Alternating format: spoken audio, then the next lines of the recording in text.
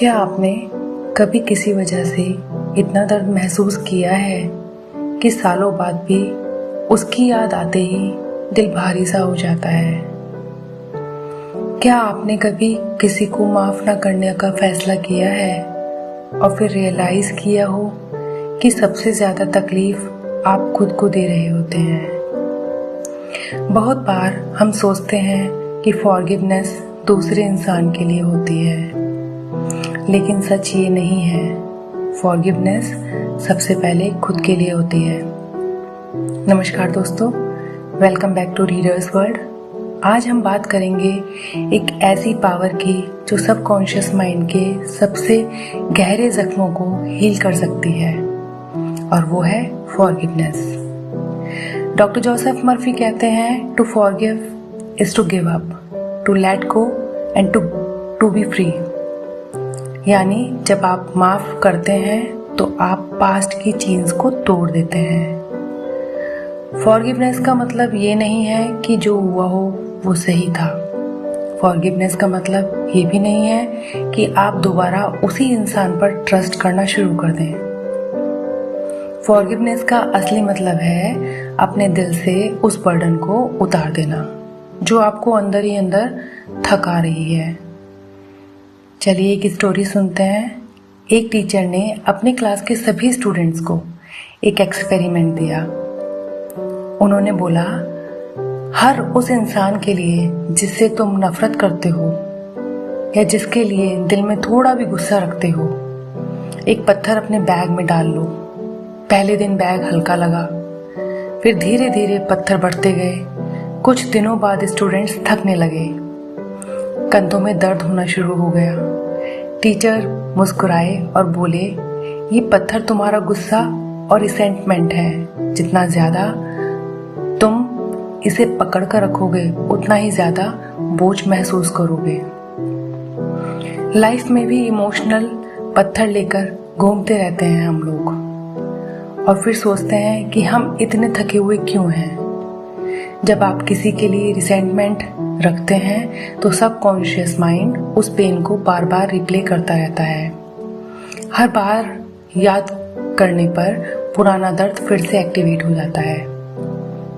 यानी जिस इंसान ने शायद आपको एक बार हर्ट किया हो, आप उस मेमोरी के थ्रू खुद को बार बार हर्ट कर देते हैं। फॉरगिव करना मुश्किल लगता है क्योंकि हमें लगता है माफ करना वीकनेस है। हमें लगता है कि जस्टिस नहीं मिलेगा। हमें डर होता है कि हम दोबारा हर्ट ना हो जाएं। लेकिन फॉरगिवनेस वीकनेस नहीं होता, इनर स्ट्रेंथ की सबसे बड़ी निशानी होती है। सबसे मुश्किल फॉरगिवनेस अक्सर खुद को माफ करना होता है। पुरानी मिस्टेक्स, गलत डिसीजंस, मिस्ड अपॉर्चुनिटीज, हम सालों तक खुद को पनिश करते रहते हैं। लेकिन याद रखिए, आप अपनी गलती नहीं हैं, आप एक इंसान हैं जो सीख रहे हैं। आज रात एक मिरर के सामने खड़े हो जाइए, अपनी आंखों में देखिए और धीरे से कहिए, मैं खुद को माफ करता हूँ, मैं अपने पास्ट को रिलीज करता हूँ, मैं सीखने और ग्रो करने के लिए अब तैयार हूँ, मैं इमोशनल फ्रीडम चूज करता हूँ। शायद पहली बार ऑकवर्ड लगे, लेकिन सबकॉन्शियस माइंड हर वर्ड सुन रहा होता है। आंखें बंद कीजिए, उस इंसान को इमेजिन कीजिए जिसके लिए आपके दिल में अभी भी पेन है, गुस्सा है।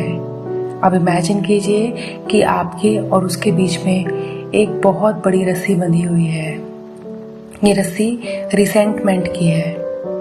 अब धीरे से रस्सी को काट दीजिए और देखिए कैसे आपका दिल हल्का महसूस करना शुरू कर देता है। डीप ब्रीथ लीजिए और रिपीट कीजिए, मैं पास्ट को रिलीज कर रहा हूँ, मैं पीस चूज करता हूँ, मैं खुद को माफ करता हूँ, मैं दूसरों को माफ करता हूँ। मेरा सबकॉन्शियस माइंड हीलिंग एक्सेप्ट कर रहा है। कुछ लोग आपकी स्टोरी में लेसन बनकर आते हैं, कुछ ब्लेसिंग्स बनकर आते हैं और कुछ वार्निंग बनकर आते हैं। लेकिन हर इंसान आपको कुछ ना कुछ सिखा कर जरूर जाता है। जब आप लेसन ले लेते हैं तो पेन को कैरी करने की जरूरत भी नहीं होती। तो दोस्तों, आज हमने समझा फॉरगिवनेस इमोशनल फ्रीडम है। रिसेंटमेंट सबकॉन्शियस माइंड को बर्डन करता है। माफ़ करना वीकनेस नहीं, हमारी स्ट्रेंथ होती है। सेल्फ फॉरगिवनेस हीलिंग का इम्पॉर्टेंट पार्ट है। लेटिंग गो इनर पीस की शुरुआत है। याद रखिए, पास्ट को आप चेंज नहीं कर सकते, लेकिन उसके साथ अपना रिलेशनशिप ज़रूर चेंज कर सकते हैं। जिस दिन आप माफ़ करना सीख जाते हैं, उसी दिन आप आज़ाद होना शुरू हो जाते हैं। अगले एपिसोड में हम जानेंगे नेगेटिव थिंकिंग सबकॉन्शियस माइंड को कैसे अफेक्ट करती है, ओवर थिंकिंग का hidden damage, positive mental patterns कैसे क्रिएट होते हैं और अपने माइंड को नेगेटिविटी से प्रोटेक्ट कैसे किया जा सकता है। मिलते हैं नेक्स्ट एपिसोड में रीडर्स वर्ल्ड पर।